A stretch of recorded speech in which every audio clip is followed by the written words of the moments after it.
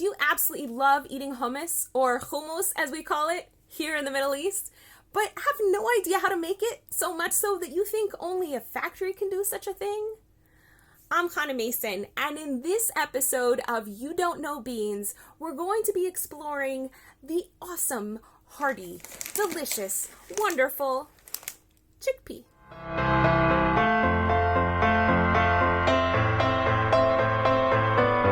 Now, I have the benefit of having grown up in Latin America to a family with Mediterranean roots. So beans are practically in my DNA. We grew up eating beans almost every single day, which is incredible because despite my parents not really paying attention to this kind of stuff, they were constantly checking us into the amazing miracle that beans have, which is something called the second meal effect.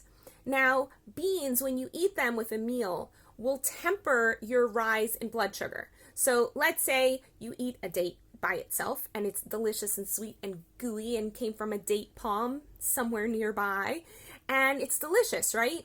Well, because it's got so much sugar, it's going to up your blood sugar. Now, it's not going to up your blood sugar as much as eating a candy bar because dates also have fiber. And the fiber slows down the digestive process, which means it slows down how that sugar is going to go into your body. And that's really awesome. But for people who have so much inflammatory disease that their arteries are so clogged up with cholesterol, which causes diabetes and heart disease and cancer and arthritis and all sorts of other stuff. So for them, even that spike in blood sugar from eating a date might be a bit challenging. So what's awesome about eating that date together or at the same time or right after eating some hummus is that the beans will actually help to temper the blood sugar spike that you get from the food that you eat. And that's pretty cool. It's partly to do with all of the rich fiber that's in beans, but there's lots of rich fiber and lots of other stuff that don't create the second meal effect. So if you were to eat that date along with a hearty salad, so that salad's got so much fiber, it's going to really slow down the digestion of that sugar.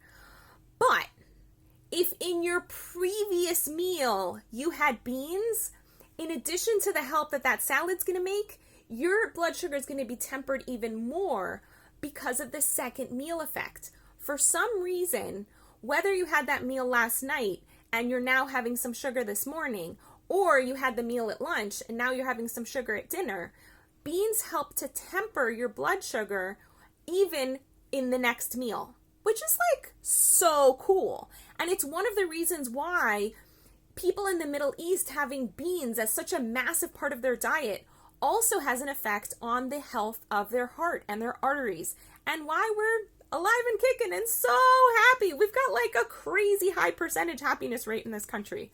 Woohoo!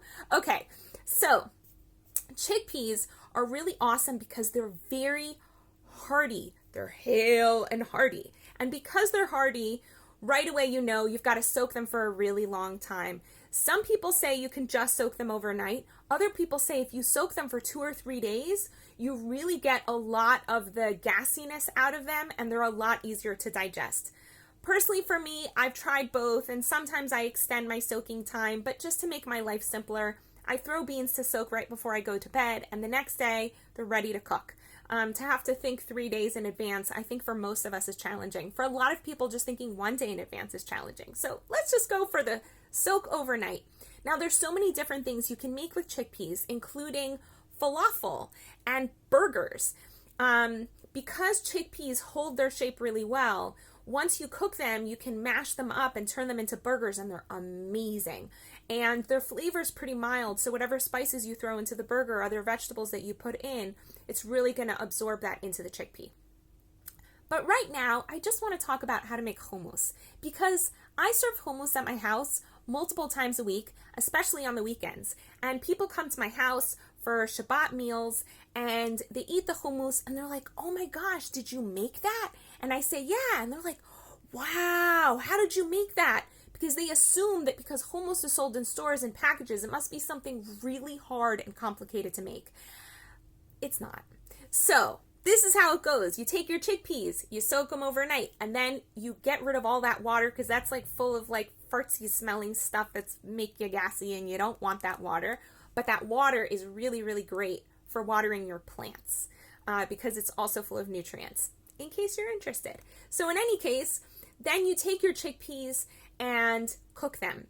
Now, if you cook them in a regular pot, it's going to take 3 to 4 hours to cook your chickpeas. But if you cook them in a pressure cooker, you can cook them anywhere from half an hour to an hour. I actually like to cook my chickpeas that I'm going to use for hummus for more like an hour and a half to 2 hours because then they get super soft and I'm able to get a really creamy hummus. Now, one trick that hummus companies and stores do is they put baking soda into the water. Now, one of the things we like about food is all of the amazing nutrition we get from it. And baking soda reduces the B vitamins in your chickpeas. So I don't recommend it. But if it's really important to you to have smooth and creamy hummus, and that's the only way you're going to eat it, better that you eat it smooth and creamy than not at all. So you cook those beans until you're able to put a spoon against the wall of the pot and it'll just mash between the spoon and the pot. If the beans aren't ready, what happens is you take the spoon and you put it against the wall of the pot and the pea will go flying. So you don't want that. Then allow your chickpeas to cool off, either by putting them in the refrigerator or just letting your pot go down to room temperature. And then you put your chickpeas into a food processor. If you don't have a food processor, you can totally use a blender. And make sure you have enough salt to taste. Ideally, you put that salt in the pot, like not like I'm telling you right now, before you cooked it.